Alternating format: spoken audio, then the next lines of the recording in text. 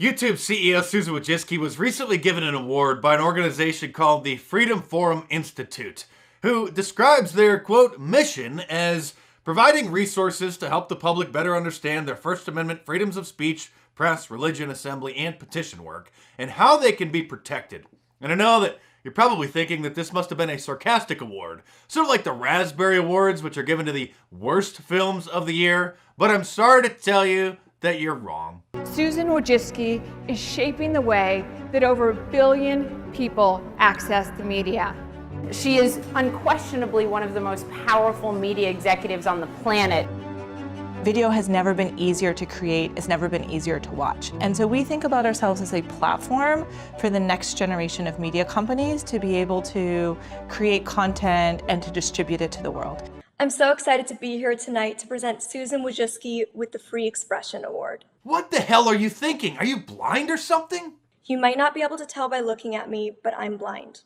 Whoops, but I'm not sorry though. I'm not sorry. We're making jokes great again. We're not going to bow down to these Marxist scum, especially since YouTube was just given an award for celebrating free expression. So that's what I'm doing. Protecting freedom of expression, huh? When they censor people for saying that kids should be back in schools and disagreeing with mask mandates, including doctors, by the way, and censoring medical devices that are patented and being tested at hospitals after President Trump talks about them. Not to mention banning anybody who dares discuss certain aspects of the supposed outcome of the 2020 election. Of course, to them, free expression means child drag queens and drag queen story hour. You know, child abuse, or Black Lives Matter activists spewing their anti-white racism, or calls to destroy the United States and burn and loot businesses across the country. In a non-insane world, this award would have went to Andrew Torba, the founder and CEO of Gab, for creating and maintaining the only social media platform online that actually does allow free expression. By the way, Gab is not in the app stores. You have to go to gab.com, but you can save the URL to your home screen and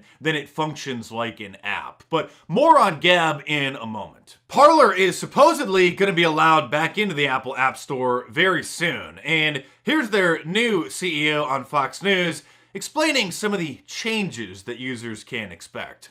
Parler's interim CEO is Mark Meckler. He's with us this morning for his first interview since the news broke that they're maybe going back onto Apple. Mark, I want to question you about this, because to get back onto Apple, I believe you've agreed to more aggressive patrolling of users' posts. You're going to have more content moderation. Strikes me that that is a form of censorship. You're nodding your head, is it?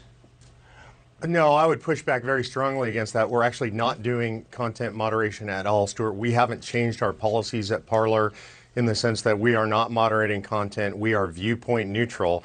What allowed us to get back on the App Store was that Apple requested that the version of the app that is posted on the App Store, that will be posted on the App Store here in the next week or so, will have a particular kind of content censorship that is required by Apple. And what I mean by that is it will censor content that is aimed at people's inherent characteristics, immutable characteristics, race, gender, sexual orientation. Apple doesn't think people should be able to see that kind of content. We disagree vehemently. We continue to work with them to try to get our way on that. But if folks want to see that content, they'll still be able to go to parler.com and look at their account there and see that content. Okay. You know, if people want to see that kind of stuff, it's available on their Android app. But in order to get back on the App Store, Apple required that particular version of censorship on that particular app. But we haven't changed our policies as a company at all. I'm sorry, but this sounds like complete BS. We're not going to censor you, but if you use the app instead of the desktop version at parler.com, then Apple will censor you. Well, who designed those features in the app to actually detect that objectionable content? It was Parler. I guess we could give them some credit for trying to use a loophole in the terms of service of Apple by having one set of filters on the app, but not active on the desktop version. But I have a feeling that they're not going to allow this. They're still going to say that there's objectionable content and hate speech on the platform, and they're gonna pull the app again. Or they'll probably allow them in the App Store for a few months, and then the activist journalists right away are gonna be combing through the platform, looking for things that supposedly violate the terms of service that haven't been taken down, or find things that they claim are offensive and hurt people's feelings, and then Apple will kick them out of the App Store again, claiming that they gave them another chance, but their moderation policies are still substandard. And do you know what prompted Apple supposedly saying that they're going to allow them back into the App Store? And that actually remains to be seen. I mean, we'll see what happens, but it's certainly possible that Apple might have said, well, they can submit it again. Well, submit it for a review, and then Apple will go through and then probably potentially deny them again, claiming that their moderation tools still aren't strict enough, but assuming that they may be allowed back into the App Store. The reason that this happened is because Senator Mike Lee sent a letter to Apple demanding that they be reinstated. You see, Tim Cook is afraid of any antitrust legislation getting passed and busting up their monopoly, and so it's possible that just the letter from Mike Lee got them to back down and said, okay, we'll allow it back into the App Store for now.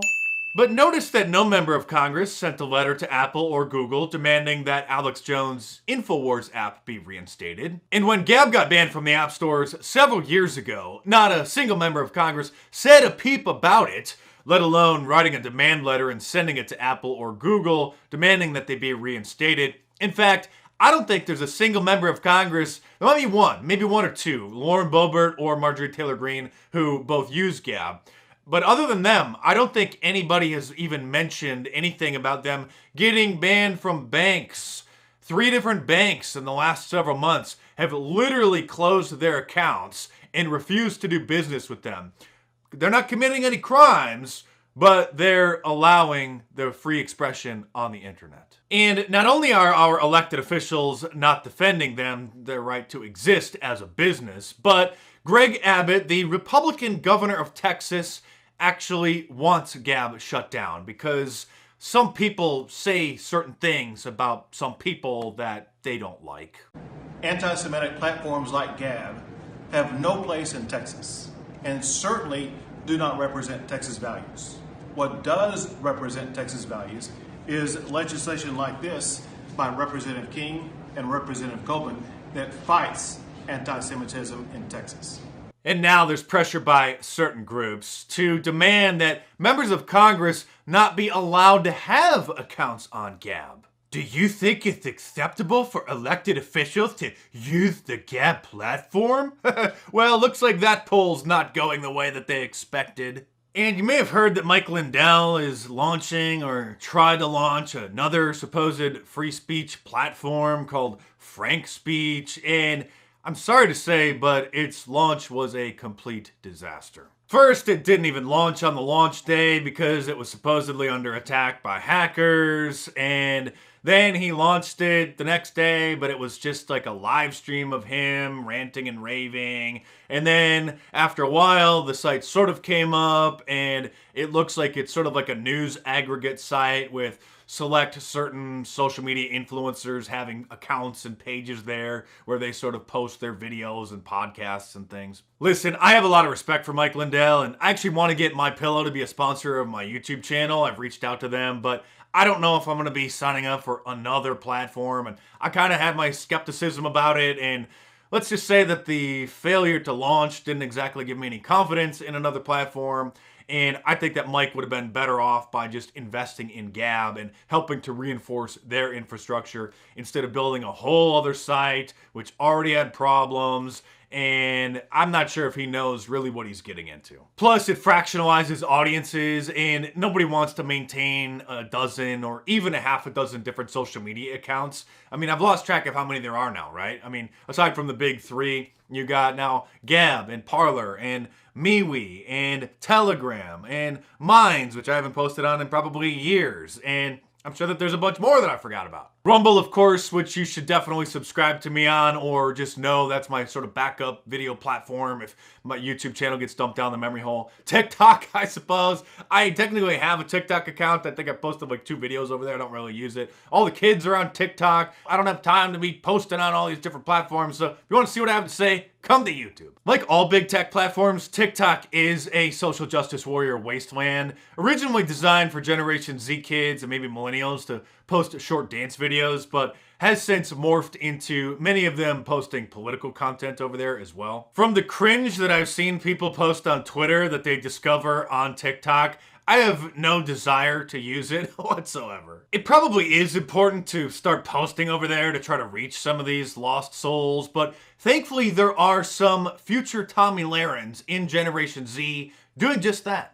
Liberal girls, if you want to be oppressed so bad, go ahead and move to the Middle East. If you love socialism so much, go move to Venezuela. If you love communism, go to China. Let's see how you like it. But go ahead and get the out of here before you ruin our country too. Thanks, babe. Maybe there is hope for the younger generations after all. And I don't mean to burst your bubble. You're probably gonna get banned fairly soon. Don't stop what you're doing, but just know that it probably won't last.